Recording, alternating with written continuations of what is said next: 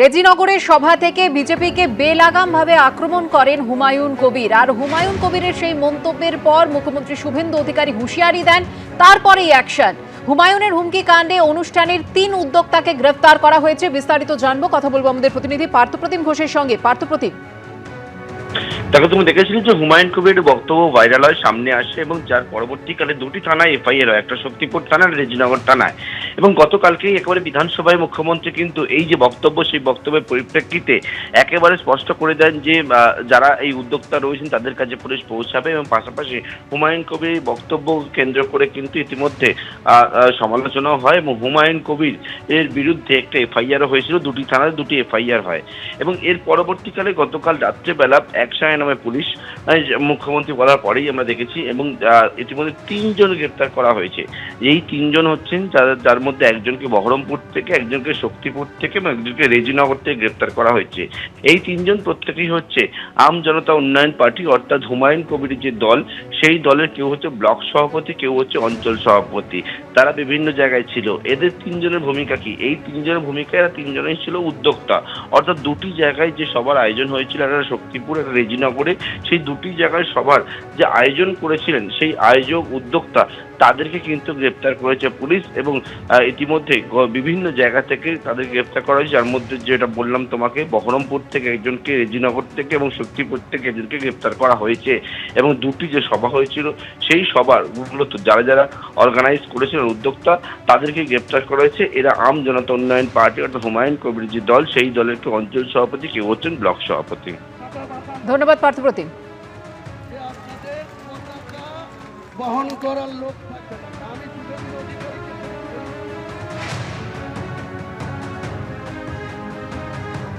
শুক্রবার ঠিক কি মন্তব্য করেছিলেন রেজিনগরের কাশীপুরের সভা থেকে হুমায়ুন কবির, দেখুন।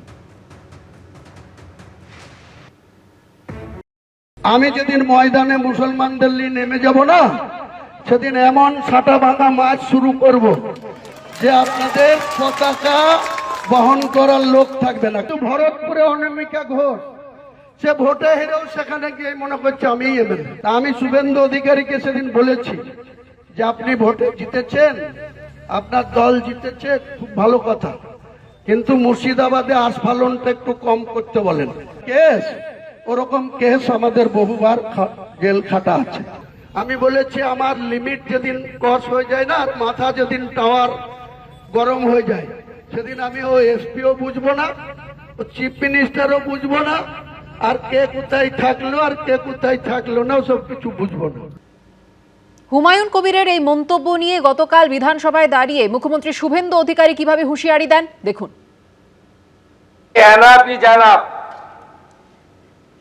সময় এসেছে এই ধরনের লোককে সবক শেখানোর। পুষ্পা বলেছিল ঝুঁকে গানে, এই একই পরিণতি ওই নয়দার এমএলএটার হবে। আপনি ধরে রাখুন, এটা ওর শেষ বক্তব্য, ধরে রাখতে পারেন। আপনাকে আমি পরিষ্কার বলছি, মমতা ব্যানার্জি মুখ্যমন্ত্রী নন। আপনি দুর্বল মুখ্যমন্ত্রী পেয়ে যা খুশি করেছেন, যা খুশি বলেছেন। যারা ওকে ডেকেছিল এই সভাতে তাদেরকে আগে তুলব, তারপরে আপনার কাছে যাব। আগামী 2-3 মাসের মধ্যে উপনির্বাচন হবে। আপনি আপনার ছেলেকে জেতাতে চাইছেন। 72% মুসলিম আছে। মুসলিম ভোটকে কনসলিডেট করার জন্য আপনি এই খেলাটা খেলছেন। আপনি কান খুলে শুনে রাখুন, আপনাকে এইভাবে ধমক, হুমকি, বেপরোয়া, লাগাম ছাড়া কথা বলতে দেব না, দেব না, দেব না। বিধানসভায় দাঁড়িয়ে যখন হুমায়ুন কবিরের নাম করেই হুঁশিয়ারি দিয়েছেন মুখ্যমন্ত্রী শুভেন্দু অধিকারী, তারপর পরই দেখা গেল একেবারে সুর নরম করলেন হুমায়ুন কবির। বললেন, আমি শুভেন্দু অধিকারী, সুকান্ত মজুমদার বা শ্রমিক ভট্টাচার্যকে তো বলিনি। 4 মের বেলা 12টার পরে যারা তৃণমূল থেকে বিজেপি হয়েছেন তাদের উদ্দেশ্যে নাকি হুমকি তিনি দিয়েছিলেন, দেখুন। আমি বিজেপির বিরুদ্ধে বলেছি, নবাগত বিজেপিরা আমাকে আক্রমণ করেছে। আমার বাড়ির কাছে গিয়ে সেখানে পুলিশের সিকিউরিটির সঙ্গে নিয়ে গিয়ে আমাকে আক্রমণ করেছে। তা আমি রাজনৈতিকভাবে তাদের আক্রমণ করব? তিনি বলতেই পারেন তিনি বাংলার মুখ্যমন্ত্রী, তিনি কি বলছেন সেই বলাটার বিরোধিতা তো আমি করতে পারবো না। তিনি তেনার স্বাধীনতা আছে বলছেন।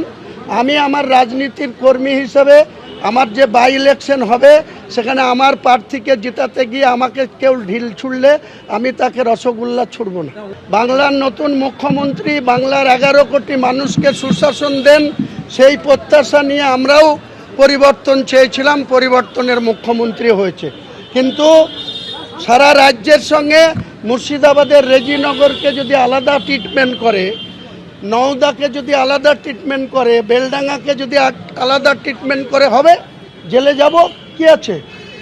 এবিপি আনন্দ, এগিয়ে থাকে, এগিয়ে রাখে।